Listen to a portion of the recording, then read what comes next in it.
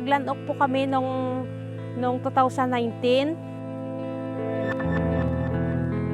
May mga blue guards po ang admin na pinadala sa area mismo na niland off namin.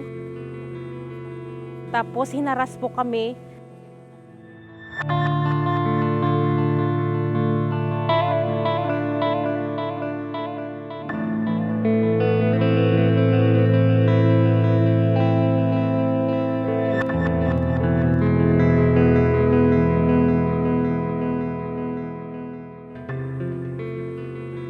Alam namin na may programa yung gobyerno, kaya pumasok kami doon sa programa ng gobyerno na ang lahat ng mga mahihirap, ang titulo, tapos bayad na yung landowner. Ibig sabihin, wala na po siya talagang karapatan.